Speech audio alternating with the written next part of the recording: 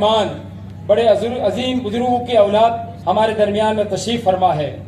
ہم ان میں سے حضرت مولانا حذیفہ صاحب بستانوی دامت برکاتہم العالیہ سے عرض کریں گے کہ وہ اپنے ملفوظات سے ہمیں مستفیض فرماوے. حضرت مولانا حذیفہ صاحب.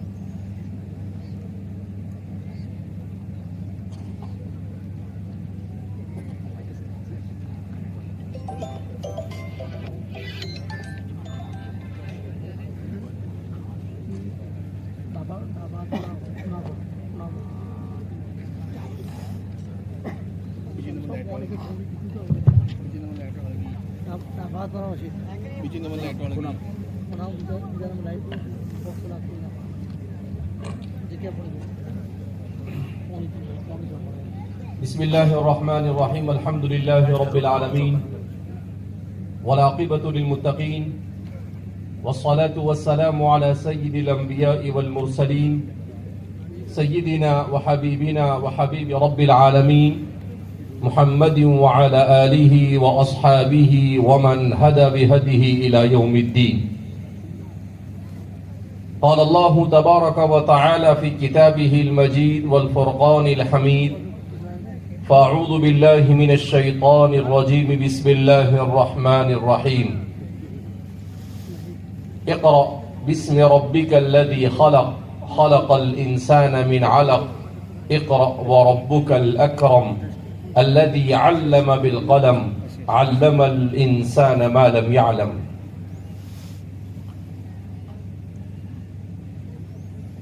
برادران اسلام اور پالنپور علاقے سے تعلق رکھنے والے ہمارے علماء کرام، نوجوانان ملت، اللہ رب العزت نے مجھے اور آپ کو، ہم سب کو فتنوں کے اس تاریک دور میں ایمان اور اسلام جیسی عظیم نعمت عطا فرمائی. ہمیں بار بار اس نعمت عظمیٰ پر اللہ کا شکر ادا کرنا چاہیے. اس بات کو بار بار اس لیے دہرایا جاتا ہے کہ ہم جس دور سے گزر رہے ہیں یہ دور فتنوں کا دور ہے، اور ہر جگہ پر مادیت کا دورہ ہے. دنیا میں انسان چاہے مسلمان ہو، چاہے کسی بھی مذہب سے تعلق رکھتا ہو، اس کی زندگی کا ایک ہی مقصد رہ گیا ہے، اور وہ یہ ہے کہ وہ کیسے پیسہ کمائے، کیسے جیب بھرے اور کیسے پیٹ بھرے. حضرت مولانا یوسف صاحب بن نوری نور اللہ مرقدہ کا ایک مضمون ایک زمانے پہلے میں نے پڑھا تھا. اس میں حضرت نے ٹائٹل دیا تھا فتنہ جیب فتنہ پیٹ. اور پھر اللہ کے رسول صلی اللہ علیہ وسلم کی ایک حدیث سمجھائی جس میں نبی کریم صلی اللہ علیہ وسلم نے ہمارے اس زمانے کی منظر کشی کی. آپ صلی اللہ علیہ وسلم نے ارشاد فرمایا کہ میری امت پر ایک زمانہ ایسا آئے گا کہ اس زمانے میں میری امت کی اکثریت یہ دنیا کے پیچھے دوڑ لگائے گی. وہ دنیا کو حاصل کرنے کے لیے نہ حلال دیکھے گی نہ حرام دیکھے گی، اور حلال اور حرام کی تمیز کے بغیر دنیا کمانے کے اندر میں منہمک ہوگی. دوسرا، نبی کریم صلی اللہ علیہ وسلم نے ایک اور موقع پر ارشاد فرمایا کہ اس امت پر قیامت سے پہلے ایک دور ایسا آئے گا کہ لوگوں کو صرف کھانے کی پڑی ہوگی. لوگ صرف کھانے کی فکر کر رہے ہوں گے کہ کہاں اچھا کھانا ملتا ہے، اور اچھا کھانا کھانے کے لیے بھیڑ لگے گی. جب ہم نبی کریم صلی اللہ علیہ وسلم کے ان فرامین کو سنتے ہیں اور ہمارے معاشرے پر نظر کرتے ہیں تو واقعتاً ہمیں ایسا محسوس ہوتا ہے جیسے رسول اللہ صلی اللہ علیہ وسلم نے اپنی آنکھوں سے اس منظر کو دیکھا ہو اور آپ نے بیان کیا ہو۔ ابھی 2 سال پہلے میں دلی گیا تو دہلی میں جامع مسجد جمعہ کا دن تھا، تو ہم نے کہا کہ بھئی دہلی آئے ہیں تو جامع مسجد میں نماز پڑھ لیتے ہیں، تو جامع مسجد میں نماز کے لیے گئے۔ جب نماز پڑھ کر باہر آئے تو 15-20 سال پہلے کا دہلی مجھے یاد آیا، تو میں نے کہا کہ دلی میں مسجد کے قریب جامع مسجد کا جو اردو بازار ہے وہاں پر کتابوں کی دکانیں ہیں، تو دیکھیں گے کوئی اچھی کتابیں آئی ہے تو کتابیں خرید لیں گے۔ لیکن مجھے تعجب ہوا جب میں جامع مسجد کی سیڑھیوں سے اترا اور اتر کر کتابوں کی دکان تلاش کرنے لگا تو مجھے ڈھونڈنے سے بھی کتاب کی دکان نہیں ملی، بلکہ کتاب کی جگہ پر کباب کی دکان ملی۔ تو میں نے کہا کہ یہ تو کتاب کباب میں بدل گیا ہے، اور ہر جگہ پر لکھا ہے کہ بھائی تازہ کباب ملے گا، لذیذ کباب ملے گا۔ تو میں نے کہا یہ امت تو کہاں سے کہاں چلی گئی، کہاں کسی زمانے میں پوری لائن کتابوں کی ہوا کرتی تھی، پوری لائن میں جب میں نے چکر لگایا تو ایک بیچاری ٹوٹی پھوٹی پرانی دکان نظر آئی، ورنہ ساری کی ساری ہوٹلیں ہو گئی۔ یہ صرف پچھلے 15 سال کی تبدیلی ہے۔ تو اس لیے انسان کو یہ سوچنا چاہیے کہ وہ جس دنیا میں رہ رہا ہے، اس دنیا میں کیا وہ صرف کھانے کے لیے آیا ہے؟ کیا وہ اس دنیا میں صرف اس لیے آیا ہے کہ وہ اپنے بدن کو راحت پہنچا دے؟ کیا وہ اس دنیا میں صرف اس لیے آیا ہے کہ اپنی من کی مرضی کے مطابق زندگی گزار دے؟ نہیں، ہرگز نہیں۔ مومن کا تو یہ مقصد ہو ہی نہیں سکتا ہے۔ ابھی سفر کے دوران میں ایک عربی کی کتاب پڑھ رہا تھا، اس کتاب میں مصنف نے کتاب کا عنوان ہی لگایا تھا حل نطقتہا حقا، کہ کیا کلمہ شہادت کو آپ نے دل سے پڑھا ہے یا نہیں پڑھا ہے۔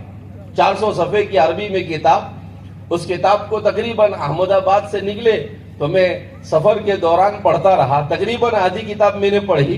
تو اس کتاب میں ہمارے حالات کی منظر کشی کی گئی۔ انہوں نے کہا کہ ہم نے کلمہ تو پڑھ لیا اپنی زبان سے، لا الہ الا اللہ محمد الرسول اللہ، مگر کبھی ہم نے یہ غور کیا کہ یہ کلمہ ہم نے دل سے پڑھا ہے یا زبان سے پڑھا ہے۔ اگر ہم نے اس کلمے کو دل سے پڑھا ہے تو ہماری کیفیت کچھ اور ہونی چاہیے، اور اگر ہم اس کلمے کو صرف زبان سے پڑھ رہے ہیں تو ہماری کیفیت وہی ہے جس کیفیت میں ہم مبتلا ہیں۔ اس میں انہوں نے ہمارے زمانے کی بیماریوں کو پکڑ پکڑ کر اس میں ذکر کیا کہ آج صورتحال کیا ہے کہ ایک بڑا طبقہ مسلمانوں کا ایسا ہے جو کلمہ شہادت اور کلمہ توحید تو پڑھتا ہے، مگر وہ صرف زبان سے اسے ایسے ادا کرتا ہے جیسے طوطا اپنی زبان سے ادا کرتا ہے، اسے کچھ پتا نہیں کہ وہ کیا بول رہا ہے اور کیا نہیں بول رہا ہے۔ کیوں؟ اس لیے کہ اگر اس کلمے کو ہم نے دل سے پڑھا ہوتا تو فرماتے ہیں کہ ہماری کیفیت وہ ہوتی جو صحابہ کی کیفیت تھی، ہماری کیفیت وہ ہوتی جو کس کی کیفیت تھی؟ صحابہ کی کیفیت تھی، کہ اس کلمے کو پڑھنے کے بعد ان کی زندگی میں انقلاب برپا ہوتا تھا۔ ہم اگرچہ اس کلمے کو پڑھتے ہیں، ہمارا ظاہر اگرچہ کچھ ٹھیک ٹھاک ہو جاتا ہے، مگر اس کلمے کا مقصد صرف ظاہر کو ٹھیک ٹھاک کرنا نہیں، اس کلمے کا مقصد ہے پوری انسانیت کے اندر میں اللہ کی عبودیت کو عام کرنا، اور انسان ہر کام کو صرف اور صرف اس لیے کرے کہ خالق اور مالک کو راضی کرے۔ مگر آج اگر ہم اپنی نماز پر بھی نظر کرتے ہیں تو ہم دیکھتے ہیں کہ ہماری نماز میں بھی گویا کہ ریاکاری ہے، ہماری تقریر میں بھی ریاکاری ہے، ہماری ہر عبادت میں ہمیں ریاکاری نظر آتی ہے۔ کیوں؟ اس لیے کہ ہم نماز تو پڑھتے ہیں مگر ہم کیسی نماز پڑھتے ہیں کنقرۃ الغراب، ایسی نماز پڑھتے ہیں جیسے کوا چونچ مارتا ہے۔ اللہ کے رسول صلی اللہ علیہ وسلم، ایک روایت میں ہے کہ اللہ کے رسول صلی اللہ علیہ وسلم تشریف فرما ہے، ایک صحابی آئے، بیچارے نئے نئے سب اسلام میں داخل ہوئے تھے اور جلدی جلدی نماز پڑھنے لگے، تو آپ صلی اللہ علیہ وسلم نے کہا ارجع فصلی فإنک لم تصلی، جاؤ واپس وضو کرو، نماز پڑھو، اس لیے کہ تمہاری نماز نہیں ہوئی۔ وہ صحابی تھے، 2 بار 3 بار ایسا ہوا۔ اس روایت کو باقاعدہ ہمارے محدثین نے مسیء الصلاۃ کا لقب دیا ہے۔ بعض روایتیں ایسی ہے جس کا لقب دیا جاتا ہے کہ نماز میں کوتاہی کرنے والے روایت۔ تو وہ صحابی جب 2-3 بار ہو گیا تو پھر آپ صلی اللہ علیہ وسلم سے وہ پوچھنے لگے، اللہ کے رسول صلی اللہ علیہ وسلم آخر میری نماز میں کمی کیا ہے، مشہور ہے؟ تو آپ صلی اللہ علیہ وسلم نے کہا کہ نماز کو اطمینان کے ساتھ پڑھنا چاہیے، نماز کو جلدی جلدی نہیں پڑھنا چاہیے۔ تو پھر آپ صلی اللہ علیہ وسلم نے انہیں نماز پڑھ کر بتائی۔ اب آپ صلی اللہ علیہ وسلم کی نماز کیسی ہوتی تھی اور ہم اپنی نماز کا جائزہ لیں۔ آپ کی نماز کیسی ہوتی تھی؟ حضرات صحابہ نے بیان کیا، کان رکوعہ قریبا من قیامہ، جب آپ قیام کرتے تھے تو آپ بہترین قرات کرتے تھے۔ حضرات صحابہ فرماتے ہیں کہ رسول اللہ صلی اللہ علیہ وسلم کی قراءت کو جب ہم سنتے تھے تو ہم اس دنیا سے ایسا لگتا تھا غائب ہو جاتے تھے، ہمارے اوپر ایسی کیفیت طاری ہوتی تھی، اللہ اکبر۔ اب ظاہر سی بات ہے جس ذات پر وحی کا نزول ہو رہا ہے وہ ذات جب قرآن کریم کی تلاوت کر رہی ہوگی، ہم شیخ عبد الباسط جیسے قاریوں کی قراءت کو پڑھ کر جھوم جاتے ہیں، تو صحابہ پر رسول اللہ کی قراءت کا کیا اثر ہوتا ہوگا؟ ایک صحابی فرماتے ہیں میں نے اللہ کے رسول صلی اللہ علیہ وسلم کے پیچھے فجر کی نماز پڑھی تو آپ صلی اللہ علیہ وسلم نے جب پڑھنا شروع کیا تو مجھے ایسا لگا کہ میرا اس دنیا سے کوئی تعلق نہیں۔ تو ایک تو نماز، اچھا حضور کی نماز کیسی ہوتی تھی؟ آپ صلی اللہ علیہ وسلم کی نماز کو بیان کیا، کان رکوعہ قریبا من قیامہ، جتنی دیر آپ قیام کرتے تھے، سورہ فاتحہ پڑھتے تھے اور ضم سورت کرتے تھے، اتنا ہی تقریباً آپ کا رکوع ہوتا تھا۔ اور ہمارا رکوع کیسا ہوتا ہے؟ سبحان اللہ سبحان اللہ سبحان اللہ، یعنی شاید 1 سیکنڈ 2 سیکنڈ کے اندر تو ہمارا رکوع ختم ہو جاتا ہے۔ شاید مسیء الصلاۃ، اگر اللہ کے رسول صلی اللہ علیہ وسلم ہماری نماز کو دیکھ لے تو یہ تو نماز ہی نہیں ہے۔ اسی لیے سیدنا حضرت ابو ہریرہ رضی اللہ تعالیٰ عنہ کی ایک روایت ہے کہ بعض لوگ نماز پڑھیں گے 60 70 سال تک نماز پڑھیں گے، مگر جب اللہ کے سامنے حاضر ہوں گے تو ان کی ساری نمازوں کو ان کے منہ پر دے مارا جائے گا، لا تقبل منها واحدہ، 70 سال میں ایک نماز بھی اللہ کے یہاں قبول نہیں ہوئی ہوگی۔ کیا وجہ؟ حضرت ابو ہریرہ فرماتے ہم نے پوچھا اللہ کے رسول صلی اللہ علیہ وسلم اس کی وجہ کیا؟ کہا لا یتم رکوعہا ولا سجودہا، نہ تو رکوع سیدھا کیا ہوگا نہ سجدہ سیدھا کیا ہوگا۔ میں ایک مرتبہ رمضان المبارک کے مہینے میں ایک صاحب نے فون کیا، کہا کہ مولانا یہ تراویح اتنا فاسٹ پڑھتے ہیں، کیا نماز ہو جاتی ہے لوگوں کی؟ میں نے کہا کیا ہوا آپ کے ساتھ قصہ؟ تو صاحب فون پر کہنے لگے کہ یہاں پر ہمارے شہر میں ایک جگہ پر تراویح ہوتی ہے، تو اس تراویح میں یہ ہوتا ہے کہ 10 منٹ میں امام صاحب 20 رکعت پڑھا کے مصلیوں کو مسجد کے باہر پھینک دیتے ہیں۔ مجھے تعجب ہوا کہ 10 منٹ میں 20 رکعت پڑھا کر مسجد کے باہر پھینک دینا کیا مطلب ہوتا ہے اس کا؟ کہا کہ مولوی صاحب عجیب و غریب نماز ہوتی ہے۔ میں نے کہا اچھا، میں نے کہا ایسا تو نہیں ہو سکتا ہے، 10 منٹ میں 20 رکعت تو غیر معقول ہے، سمجھ میں نہیں آتی ہے۔ اچھا وہ آدمی بڑا ہوشیار نکلا، اس نے کہا کہ مولانا ایک کام کرتا ہوں، میں کل آپ کو تراویح ریکارڈ کر کے بھیجتا ہوں۔ اس نے کیا کیا، دوسرے دن تراویح ریکارڈ کروایا کسی کے پاس اور مجھے بھیجا، تو واقعتاً 10 منٹ تو زیادہ کہا اس نے، 9 ساڑھے 9 منٹ میں 20 رکعت پوری۔ اچھا قرآن کیسا پڑھ رہے تھے پڑھنے والے؟ صرف الحمدو سمجھ میں آتا تھا اور ضالین سمجھ، الحمدللہ، ختم بات۔ تو پھر اس نے کہا کہ مولانا نماز کا کیا حکم ہے؟ میں نے کہا ابھی یہ جیسی نماز پڑھا رہے ہیں یہ نماز تو ہوگی نہیں، نماز ہوئی نہیں۔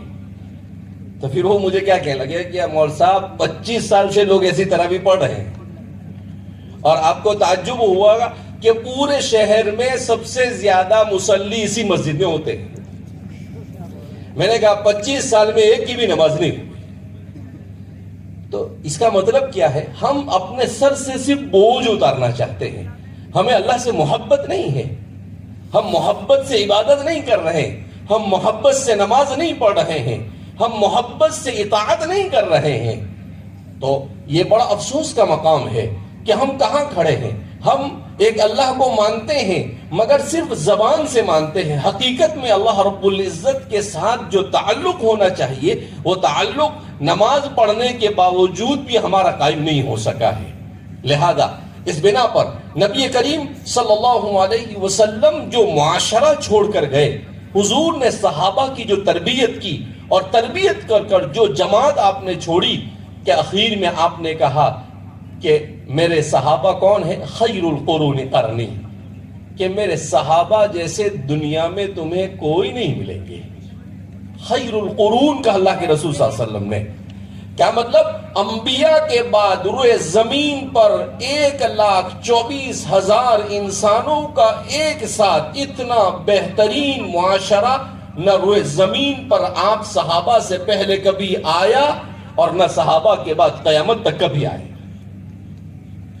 کیسا تھا؟ اللہ اکبر! ایسا معاشرہ تھا کہ اس معاشرے کی خصوصیت کیا بیان کرتے ہیں سیدنا حضرت عبداللہ ابن مسعود فرماتے ہیں صحابہ کون تھے؟ کابرہم قلوبا، صحابہ کی سب سے پہلی صفت دل کے بالکل صاف ستھرے تھے، ان کے دل میں نہ کینہ نہ کپٹ کچھ نہیں، صاف ستھرے دل کے مالک تھے۔ آج ہم اپنے معاشرے کا جائزہ لیں، بھائی بھائی کے دل حسد لے کر بیٹھا ہوا ہے، باپ کی بیٹے سے نہیں بنتی ہے، چچا کی بھتیجے سے نہیں بنتی ہے، ماموں بھانجے کی نہیں بنتی ہے، اور اڑوس پڑوس کے ساتھ کوئی تعلق نہیں، ایک طرح کی تجارت کرتے ہیں تو ہم ایک دوسرے کی ٹانگ کھینچ کر ایک دوسرے کو نقصان پہنچانے کی کوشش کرتے ہیں۔ جہاں دیکھو ہم لوگ، ہمارے دل حسد کینہ اور کپٹ سے بھرے ہوئے ہیں، تو ظاہر سی بات ہے کہ پھر ہمارے معاشرے کے اندر میں محبت کہاں سے آئے گی؟ ابرہم قلوبا، صحابہ کے دل بالکل صاف تھے، وَعَمَقُهُمْ عِلْمًا، علم کے گہرے تھے، پوری شریعت سے بہت اچھی طرح واقف تھے، اور آخر میں نے کہا وَأَقَلُّهُمْ تَكَلُّفًا، اور ان کی زندگیوں میں تکلف نہیں تھا۔ ہم تکلفات بہت کرتے ہیں مگر جب عملی میدان میں آتے ہیں تو کوئی نہیں، کچھ نہیں، زیرو ہوتا ہے۔ تو اس لیے اللہ کے رسول صلی اللہ علیہ وسلم نے جس معاشرے کو تشکیل دیا وہ معاشرہ ظاہری اعتبار سے بھی بڑا صاف ستھرا تھا۔ حضور نے انہیں سکھایا کہ کیا ہے ایمان اور اسلام، کیا ہے؟ النظافۃ شطر الایمان، پاکی آدھا ایمان ہے۔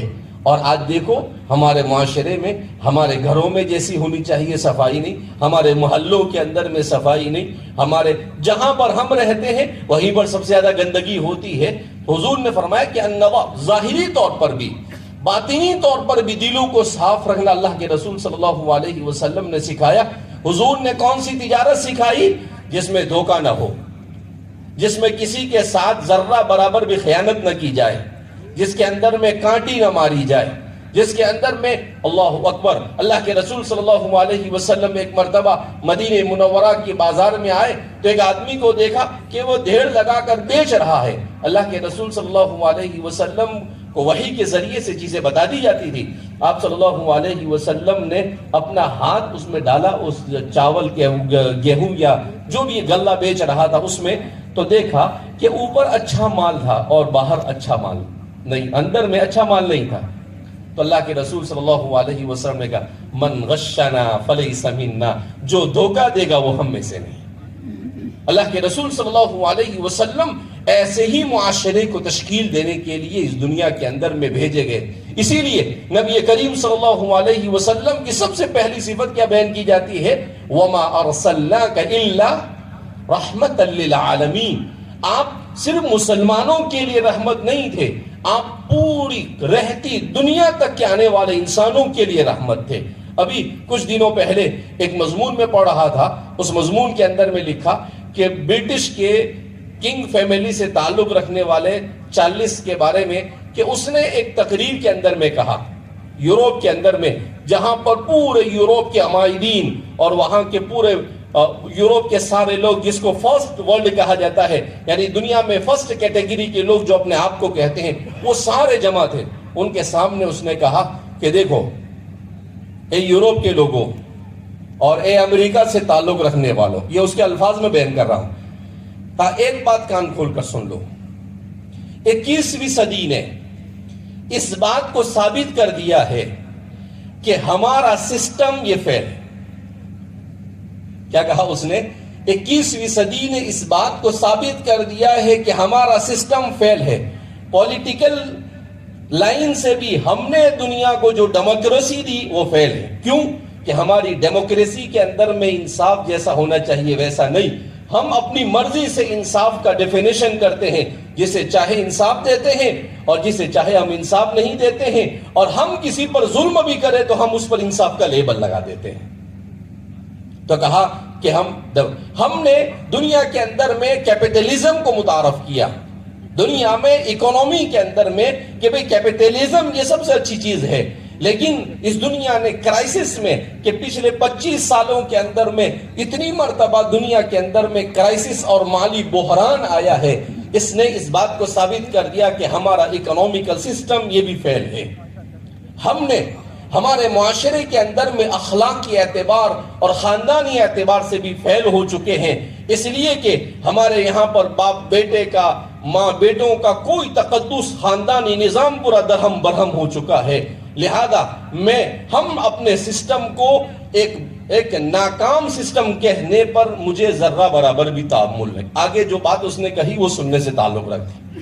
آگے اس کے بعد اس نے کیا کہا کہ اب دنیا کو ایک نئے سسٹم کی ضرورت ہے، دنیا کو ایک نیا نظام چاہیے، اور وہ نظام ایسا ہونا چاہیے جس میں صرف اور صرف انصاف اور عدل ہر جگہ پر ہو، جس میں ہر میدان میں انسان کے ساتھ ہمدردی اور محبت ہو.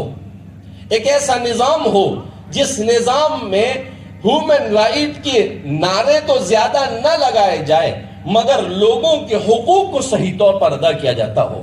اور پھر وہ کہتا ہے کہ وہ نظام، جب میں نے ریسرچ کیا، وہ پڑھنے لکھنے والے اکیڈمیکل آدمی ہے، جب میں نے اسے پڑھا تو وہ صرف اسلام کے علاوہ اور کہیں پر نہیں مل سکتا ہے. وَشَهِدَ شَاهِدٌ مِّنْ أَهْلِهَا. اور اس کے بعد اس نے کہا مگر میں یہ بات کہوں گا کہ اگر آپ کو اسلام کو صحیح طور پر پڑھنا ہے تو آپ اسلام کو براہ راست قرآن اور حدیث سے پڑھو یا ان کے معتبر علماء سے پڑھو.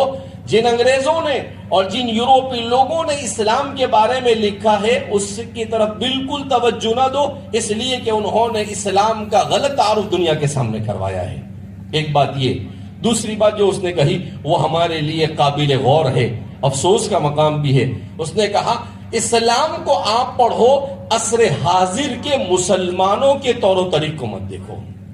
ان کے طور و طریق کو اگر تم دیکھو گے تو اس صورت میں بھی تم کہیں بھی آپ اسلام کے ترجمانی نہیں کر رہے ہیں. لیکن صحیح اسلام کو پڑھنے کے بعد اگر آپ اس کو رائج کرنا چاہتے تو سیدھا سیدھا قرآن اور حدیث کو اور ان کے معتبر علماء کو پڑھو، تو ہی اس دنیا کے اندر میں امن و امان قائم ہو سکتا ہے، اس دنیا سے ظلم کا خاتمہ ہو سکتا ہے. اس دنیا میں یہ تو کہا جاتا ہے کہ تعلیم ہر فرد کو دی جائے مگر تعلیم تجارت بن چکی ہے. اس دنیا میں یہ تو کہا جاتا ہے کہ جسٹس اور انصاف ہر ایک کو دیا جائے مگر آج انصاف یہ کورٹوں کے اندر میں بیچا جا رہا ہے. اگر آپ کو انصاف بھی چاہیے تو پیسے سے خریدنا پڑتا ہے، اگر آپ کو اپنا حق بھی چاہیے تو آپ کو خریدنا پڑتا ہے، آپ کو ڈائریکٹ کہیں سے انصاف نہیں مل سکتا ہے. اس لیے ضرورت اس بات کی ہے کہ دوسرا اس بات کو محسوس کر رہا ہے کہ یہ دین جو پوری انسانیت کے لیے آیا اور رسول اللہ صلی اللہ علیہ وسلم نے جس پر 100% عمل کر بتایا ہے، اس دین سے ہم عملی اعتبار سے بہت دور ہو چکے ہیں. اسی لیے ہمیں اس چیز پر سب سے زیادہ غور کرنے کی ضرورت ہے کہ دو چیزیں. ایک تو یہ کہ ہم اس دنیا میں رہیں اور دنیا کی ضرورتوں کو آخرت کی نظر سے دیکھیں. ہمارا آئینہ کیا آخرت کا ہو. کیا مطلب کہ حضرت ربعی بن عامر رضی اللہ تعالیٰ عنہ، میں عام طور پر کہتا ہوں اور ہمارے بہت سارے بزرگوں نے بھی یہ بات کہی ہے کہ اس وقت دنیا میں اگر مسلمان کسی بیماری کا شکار ہے تو اس بیماری کا نام ہے مرعوبیت. اس بیماری کا نام کیا ہے؟ مرعوبیت. مرعوبیت کا کیا مطلب ہوتا ہے؟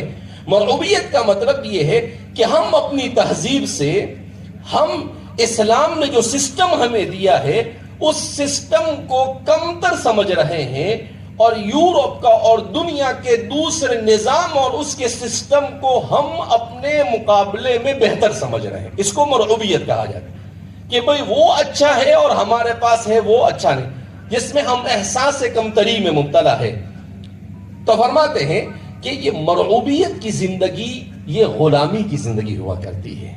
یہ مرعوبیت کی زندگی میں انسان کبھی بھی اوپر نہیں آ سکتا ہے. مرعوبیت سے ہٹ کر زندگی گزارنا خودداری کے ساتھ صرف اور صرف اللہ جو چاہتا ہے اور رسول اللہ نے جو طریقہ بتایا ہے اسی طریقے کے مطابق زندگی گزارنا، یہ مرعوبیت سے نکل کر زندگی گزارنا ہے.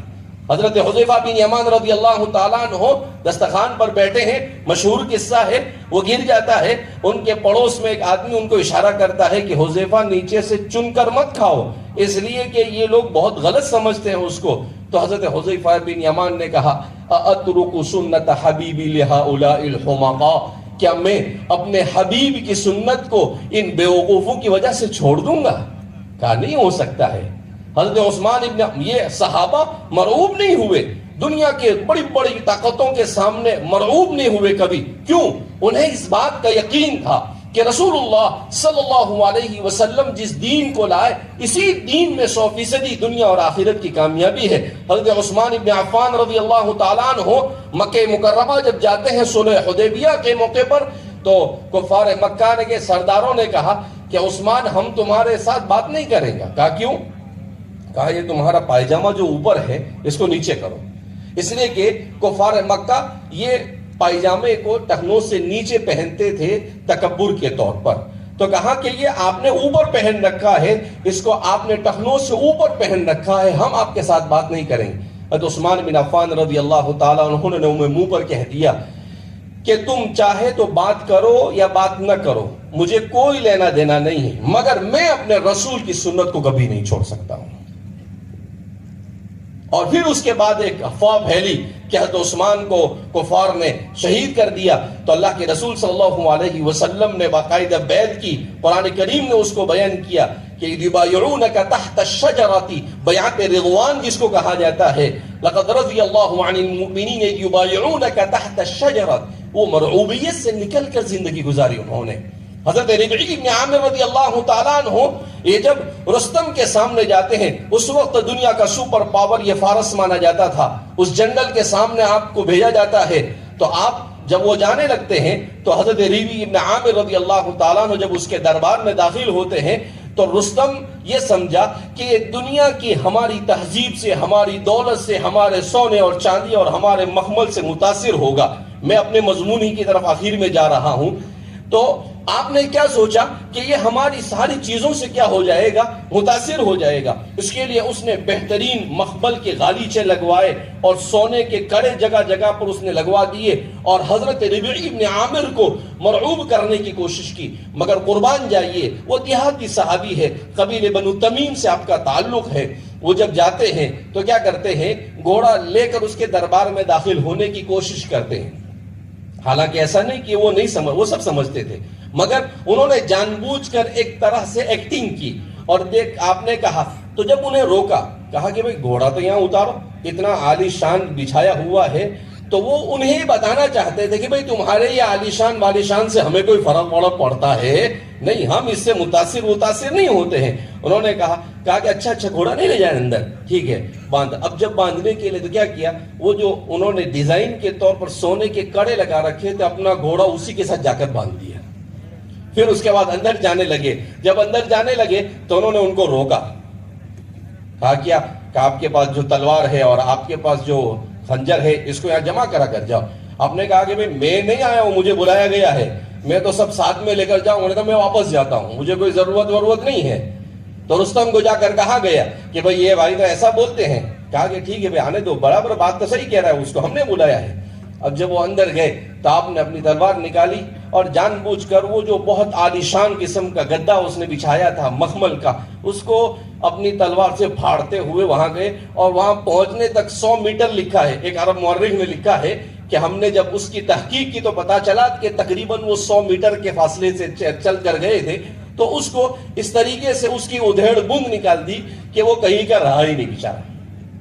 اب جب قریب پہنچے, دیکھو یہ صحابہ مرعوب نہیں ہوئے, ان کو مرعوب کیا جو اپنے آپ کو سپر پاور سمجھ رہے تھے اس زمانے میں. اس کے بعد جب وہاں گئے قریب تو سونے اور چاندی کے مزین کرسی پر بیٹھنے کے لیے کہا کہ ہمارے رسول نے منع کیا ہے, نہ سونے چاندی کے برتنوں میں ہم کھاتے ہیں نہ ان کی کرسیوں پر ہم بیٹھتے ہیں. یہ کہہ کر آپ نیچے بیٹھ, کہا کہ ٹھہریے. تو آپ بہترین قسم کا مخمل کا غالیچہ منگوایا, اس پر بیٹھنے کے لیے کہا. بہرحال آپ جب بیٹھے تو آپ نے بیٹھتے ہی کیا کہ اپنا خنجر نکالا اور زور سے اس کے اندر میں اس کو داخل کر دیا, اور پھر یوں کر کر اس پر ہاتھ رکھ کر یوں کر کر اس سے بات کرنے لگے. تو اس نے کہا کہ بھئی تم کیوں آئے ہو؟ بہرحال آدھا رعب تو وہ مرعوب کرنے گیا, وہ خود ہی مرعوب ہو گیا کہ بھئی یہ پتہ نہیں کون سی قسم کا انسان ہے, ذرہ برابر بھی اس پر ہماری اس سارے ظاہری چیزوں کا کوئی اثر نہیں ہوتا ہے. اس کے بعد اس نے کہا کہ اچھا آپ بتاؤ آپ کیوں آئے ہو یہاں پر؟ تو آپ نے کہا کہ ہم آئے نہیں, ہمیں اللہ لے کر آیا ہے. کہا کہ تو تم کو غلہ چاہیے, کپڑے چاہیے, ہم تمہیں دے دیتے ہیں. کہا ہمیں یہ سب چیزوں کی ضرورت نہیں. کہا کیوں آئے ہو؟ عجیب جملہ کہا. مورخین نے لکھا ہے کہ ربیع ابن عامر جیسے دیہاتی صحابی اگرچہ اپنے قبیلے کے سردار تھے, مگر انہوں نے وہ جملے کہے اور تاریخ قیامت تک کہ اس کو اپنے سینے پر رقم کر دیتی ہے. انہوں نے کیا کہا؟ جئنا لنخرج العباد من عبادت العباد الى عبادت الواحد القہار. کہا ہم آئے ہیں تاکہ بندوں کو بندوں کی بندگی سے نکال کر ایک اللہ کی بندگی کی طرف نکالا جائے. ایسا جملہ کہا, تاریخی جملہ کہا جاتا ہے اس کو. صاحب البدایہ والنہایہ امام ابن کثیر بھی جھوم اڑتے ہیں, کہتے ہیں کیسا جملہ کہا, لنخرج العباد من عبادت العباد الى عبادت الواحد القہار. کہا ایک اللہ کی عبادت کی طرف بلانے کے لیے آئے ہیں کہ تو جو بادشاہ بن کر بیٹھا ہے اور دوسرے لوگوں کو اپنا غلام بنایا ہے, کہاں اس سے نکال کر ایک اللہ کی عبدیت کی طرف نکالنے کے لیے آئے. اس کے بعد دوسرا جملہ آپ اس سے بھاری کہتے ہیں وَمِن, اور دوسرا جملہ کیا کہا کہ اور ہم اس لیے آپ کے پاس آئے ہیں تاکہ لوگوں کو نکالے من جور الادیان الى عدل الاسلام, مذہب کے نام پر جو ظلم ہو رہا ہے اس ظلم اور بربریت سے نکال کر اسلام کے عدل کے سائے میں کھڑا کرنے کے لیے آئے. کہا ہمارے یہاں پر ایک ہی صف میں کھڑا ہو گیا محمود و ایاز, نہ کوئی بندہ رہا نہ کوئی بندہ نواز. کہا ہمارے یہاں اونچ نیچ کچھ نہیں ہوگا. محمود و ایاز ہم پڑھتے ہیں نا شعر میں, تو وہ کیا ہے, وہ ہندوستان میں ایک زمانے کے بادشاہ تھے اور غلام تھے, وہ تھے محمود و ایاز. تو کہا بادشاہ بھی وہی کھڑا اور غلام بھی وہی کھڑا ہو جائے گا, ہمارے یہاں پر اونچ نیچ کچھ نہیں ہوگی. کہا من جور الادیان الى عدل الاسلام. اور آخری جو جملہ کہا اس نے اس زمانے کے اپنے آپ کو اسٹیٹس کے لیے جو لوگ مرتے ہیں ان لوگوں کی ادھیڑ بن نکال کر رکھ دی. آپ نے کہا وَمِن ضِيقِ الدُّنْيَا إِلَى سَعَةِ الدُّنْيَا وَالْآخِرَةِ. کہا ہم اس لیے آئے ہیں تاکہ لوگوں کو صرف دنیا کے بارے میں جو سوچتے ہیں کہ دنیا میں میرا بنگلہ ہو, دنیا کے اندر میں میری گاڑی ہو, دنیا میں میرا اسٹیٹس ہو, دنیا میں میرا نام ہو, صرف یہی سوچتے ہیں. کہا اس سوچ سے نکال کر ایسی سوچ پر نکالنے کے لیے آئے ہیں جس میں دنیا کی کامیابی کے ساتھ ساتھ آخرت کی کامیابی کو مقدم رکھا جائے. کہا اس فکر کے ساتھ یہ حضرات صحابہ مرعوب نہیں ہوئے, انہوں نے دنیا کو مرعوب کیا. لہذا اللہ رب العزت نے ہمیں جو تہذیب دی ہے وہ دنیا کی سب سے بہترین تہذیب ہے. اس تہذیب نے دنیا میں اپنا لوہا منوایا ہے انصاف کر کر, انسانوں کو حقوق دے کر. ہم آج کس چیز میں پیچھے ہیں؟ ہم اس چیز میں پیچھے ہیں کہ جہاں ہم اسلام کو جاننے میں پیچھے ہیں, اسلام پر عمل کرنے میں پیچھے ہیں, وہیں پر ہم دنیا کو صحیح معنی میں سائنس, ٹیکنالوجی اور دنیا کے سائنس کو صحیح معنی میں انسانیت کے لیے استعمال کرنے میں بھی پیچھے. کیا مطلب اس کا؟ اللہ کے رسول صلی اللہ علیہ وسلم کے زمانے میں بھی اللہ کے رسول صلی اللہ علیہ وسلم نے بھی دنیا کی ضرورتوں کو سامنے رکھ کر فیصلے کیے. حضرت سلمان فارسی نے غزوہ خندق کے موقع پر اللہ کے رسول صلی اللہ علیہ وسلم سے کہا کہ حضور ایسا کیا جائے. وہ خندق کا کھودنا وہ اس زمانے کی ٹیکنالوجی تھی, سپر پاور فارس کی ٹیکنالوجی تھی. اس ٹیکنالوجی کو اختیار کیا اللہ کے رسول صلی اللہ علیہ وسلم نے اور امت کو بتایا تم جس زمانے میں رہتے ہو اس زمانے کی ٹیکنالوجی کو اسلام کے دائرے میں رہ کر استعمال کرنا یہ امت کے لیے ضروری ہے. اللہ کے رسول صلی اللہ علیہ وسلم نے حضرت زید بن ثابت کو کیا کیا؟ انہیں کہا کہ آپ عبرانی زبان سیکھو, اور آپ نے 15 دن میں عبرانی زبان کو سیکھ لیا. بولتے تھے, لکھتے تھے, پڑھتے تھے, ساری چیزیں اس کو کرتے تھے. تو دنیا کے دیگر مذاہب کی زبانوں کو بھی آپ نے سیکھنے کی تلقین کی. ایسی بے شمار مثالیں آپ کو مل سکتی ہے. لہذا ہم یہ جو سوچتے ہیں کہ بھائی صرف اور صرف قرآن کریم کی آیت کریمہ میں ربنا آتینا فی الدنیا حسنہ وفی الآخرۃ حسنہ, دونوں جگہ پر حسنہ حسنہ کا استعمال ہے, کوئی کمی زیادتی نہیں کی ہے. لہذا میں اس کو یوں سمجھانے کی کوشش کرتا ہوں کہ مغرب نے, ویسٹرن نے اور یورپ نے دنیا کو یہ سکھانے کی کوشش کی ہے کہ دین اور دنیا دو الگ الگ چیزیں ہیں, جبکہ اسلام نے دنیا کو یہ سمجھایا ہے کہ دین اور دنیا یہ دونوں ایک ہے. اگر دنیا کو دین کے نظریے سے شریعت کے دائرے میں رہ کر استعمال کیا جائے تو جہاں پر یہ دنیا آخرت بن جاتی ہے وہیں پر یہ دنیا پوری انسانیت کے لیے رحمت بھی بن جاتی ہے. اس لیے آج جس سائنس اور ٹیکنالوجی کے ذریعے سے ہتھیار بنا کر مظلوم لوگوں کو مارا جا رہا ہے, یہی ٹیکنالوجی اگر اسلام کے سائے میں ہوتی تو کبھی کسی مظلوم کو نہیں مارا جاتا ہے. اللہ کے رسول صلی اللہ علیہ وسلم نے اپنی تعلیمات میں صاف کہا لا تقتلوا النساء, عورتوں کو نہیں مارا جائے گا, بچوں کو نہیں مارا جائے گا, بڑوں کو نہیں مارا جائے گا, کہیں پر کسی درخت کو نہیں کاٹا جائے گا, کسی گھر کو نہیں اجاڑا جائے گا. حضور نے جو آداب جنگ سکھائے اس میں بھی دشمن کے ساتھ زیادتی کرنے سے منع کیا. جس دین میں دشمن کے ساتھ زیادتی کرنے سے منع کیا گیا ہوگا اس دین میں اپنوں کے ساتھ کیسے زندگی گزارنے کا سبق سکھایا گیا ہوگا. اس لیے میرے بھائیو, دوستوں اور بزرگوں, یہ سب ہمارے لیے ضروری ہے کہ ہم جہاں پر اپنے پورے دین کی حفاظت کی ذمہ داری اپنے سر پر لے وہیں پر ہمیں یہ بھی سوچنا ہے کہ آنے والا زمانہ کہاں جا رہا ہے, اور اس زمانے کی آنکھ سے آنکھ ملانے کے لیے ہمیں اپنے دین کے دائرے میں رہ کر کس طریقے سے آگے بڑھنا ہے تاکہ ہمارا نوجوان یہ ارتداد کا شکار نہ ہو, ہمارا نوجوان یہ کسی قسم کی خرابی کا شکار نہ ہو. لہذا ہمیں اس بات کو سمجھنے کی ضرورت ہے کہ ہم جو اتنا بڑا یہاں پر یہ قائم کیا جا رہا ہے, ماشاءاللہ دوستوں نے محنت کی, کوششیں کی.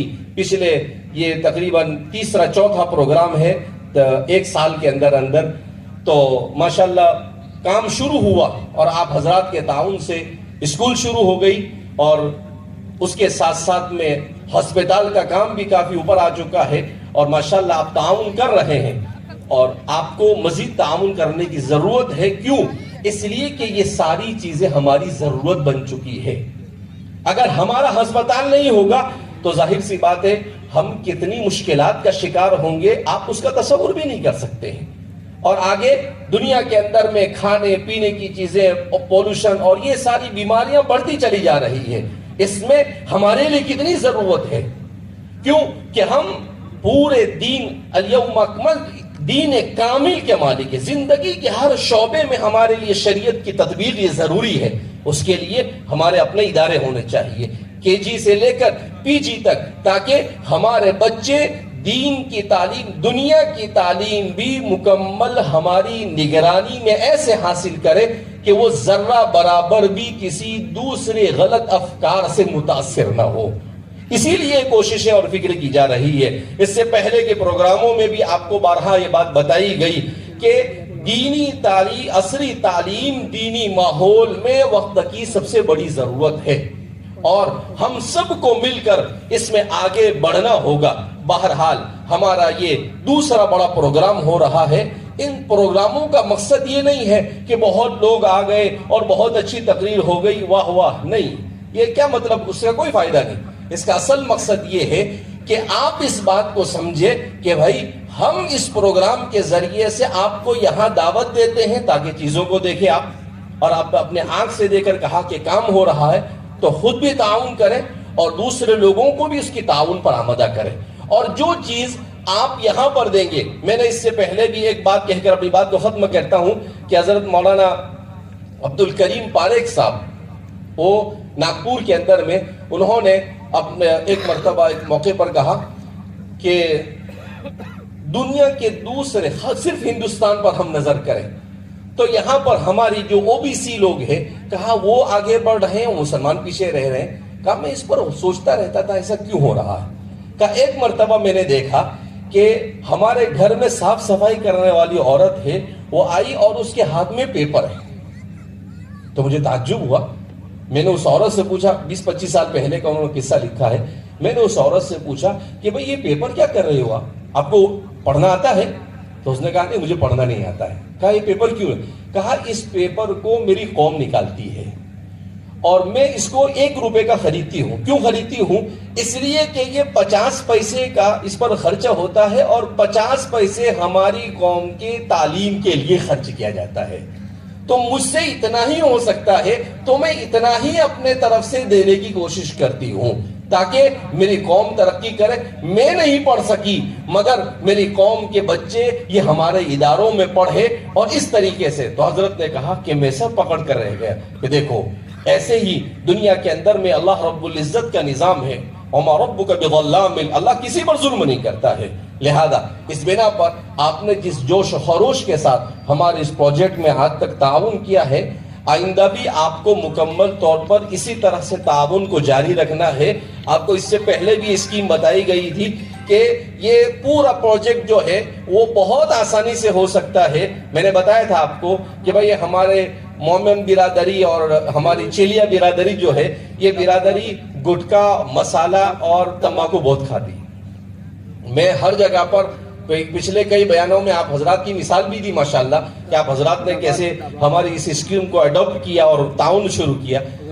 تو میں کہتا ہوں کہ بھائی آپ کی جو 6 لاکھ کی آبادی ہے 156 دیہاتوں میں, اگر یہ 6 لاکھ لوگوں میں سے 4 لاکھ لوگوں کو, 3.5 لاکھ لوگوں کو, بچے بوڑھے عورتوں کو نکال دے تو 2 سے 2.5 لاکھ لوگ بچتے ہیں جو کمانے والے ہیں. یہ 2.5 لاکھ لوگ اگر 16 ہزار روپے دے دیتے ہیں تو 450 کروڑ کے یہ سارے پروجیکٹ ہمارے کھڑے ہو جاتے ہیں. اور میں نے آپ کو کہا بھی تھا کہ یہ آپ کو 5 سال میں دینا ہے. 1 سال میں 3,000 روپے, 1 مہینے کے 300 روپے. آپ لوگوں نے یہ بھی کہا تھا کہ ہم 1500 سے لے کر 3,000 روپے کا مسالہ اور گٹکا کھاتے ہیں. میں نے کہا بھائی کام کرو, اسی میں سے آپ 300 روپے ادھر دے دو. اگر 3,000 کا کھاتے ہو تو اللہ کے واسطے 2700 کا کھاؤ. اللہ کے واسطے تو نہیں کھاؤ, بول بھی نہیں سکتا ہوں میں, اس لیے کہ بہرحال وہ جائز نہیں ہے جو صحت کے لیے نقصان دہ ہے. وَلَا تُلْقُوا بِأَيْدِيكُمْ إِلَى التَّهْلُكَةِ, اللہ کے واسطے تو یہی کہوں گا کہ اللہ کے واسطے بالکل چھوڑ دو. لیکن اگر کھا رہے ہیں دھیرے دھیرے عادت چھوڑنے کے لیے, تو بھائی آپ اگر 1500 کا 3,000 کا کھا رہے ہیں تو تدریجاً اس کو 2,000 کا کیجئے اور 2,000 میں سے بھی 300 ادھر دے دیجئے. تو انشاءاللہ میں پھر اس کو یہ کہتا ہوں کہ آپ کے تھوک سے یہ پورا پروجیکٹ کھڑا ہو جائے گا, کہ آپ جس کو کھا کر تھوک دیتے ہیں اس کے بجائے وہ ادھر دے دیں گے تو آپ کا پروجیکٹ کھڑا ہو جائے گا. لہذا اس بنا پر بڑھ چڑھ کر آپ کو پورے جوش و خروش کے ساتھ اس میں محنت کرنے کی ضرورت ہے. ہمارے مصطفیٰ بھائی اور ان کی ٹیم ماشاءاللہ مسلسل محنت کر رہی ہے. انہوں نے پہلے ہی دن سے مجھے کہا کہ مول صاحب یہ ہمارا پروجیکٹ ہم بنائیں گے مگر آپ کو سال میں 1-2 بار یہاں چکر مارنا پڑے گا. میں نے کہا کوئی بات نہیں, ملت اسلامیہ کے لیے اگر کوئی بڑا کام ہو جائے تو اس کے لیے ہماری چھوٹی سی قربانی انگلی کٹا کر شہیدوں میں نام لکھانے میں کوئی حرج نہیں ہے. بہرحال اللہ رب العزت آپ سب کے یہاں پر جمع ہونے کو قبول فرمائے, اور اللہ رب العزت ہمیں اپنی ملت کی سربلندی کے لیے لتکون کلمۃ اللہ العلیٰ, اس کے لیے اپنا سب کچھ قربان کرنے کی توفیق مرحمت فرمائے. ہر آدمی کو اپنی حیثیت سے زیادہ اس میں حصہ لینا چاہیے اور ذرہ برابر بھی بخل اور کوتاہی نہیں کرنی چاہیے. چاہیے. انشاءاللہ مستقبل میں یہ ہمارے بچوں کی دنیا اور آخرت کی کامیابی کا ضامن ہے, اور اگر آج ہم اس کے لیے نہیں کھڑے ہوئے تو مستقبل میں ہمیں سوائے افسوس کے اور کچھ نہیں کرنا پڑے گا. اللہ رب العزت ہمیں صحیح سمجھ عطا فرمائے, اسلام پر استقامت نصیب فرمائے, اور کار خیر کے اندر میں بڑھ چڑھ کر ہمیں حصہ لینے کی توفیق مرحمت فرمائے. جو دوست و احباب ہمارے ان پروگراموں کے لیے محنت, کوشش اور جدوجہد کر رہے ہیں, اللہ ان سب کو جزائے خیر عطا فرمائے. مولانا عثمان صاحب کو بھی اللہ جزائے خیر عطا فرمائے کہ آپ کو دعوت دی گئی اور آپ یہاں پر تشریف لائے. اس طریقے سے ہم سب مل کر ہر جگہ پر آپ کی مثال دی جا رہی ہے, لہذا آپ کو کسی بھی صورت میں اس پروجیکٹ کو کھڑا کرنا ہے. میں تو جہاں پر بھی کہیں ایسا کام آتا ہے تو پہلے آپ لوگوں کی مثال دیتا ہوں کہ بھائی دیکھو وہاں پر جا کر انہوں نے کام شروع کیا, تو انشاءاللہ آپ اگر آئیڈیل بنتے ہیں تو دوسری جگہ پر جو کام ہوگا اس کا ثواب بھی آپ کو, من دل علی الخیر کفاعلہ, جو خیر کا راستہ بتائے تو اس کو بھی اتنا ہی ثواب ملتا ہے جیسا کہ پہلے کرنے والے نے کیا. اللہ رب العزت ہم سب کو کہنے سننے زیادہ عمل کی توفیق مرحمت فرمائے, اپنی مرضیات پر چلنے کی اور نامرضیات سے بچنے کی توفیق مرحمت فرمائے. وآخر دعوانا الحمدللہ رب العالمین. اتحاد الماء حذیفہ صاحب دامت برکاتہم العالیہ رئیس الجامعہ, اگر وقت میں وسعت ہوتی تو ہم اور دیر تک بھی ہم سنتے رہتے. اب اس کے بعد میں شاہی امام حضرت مولانا عثمان صاحب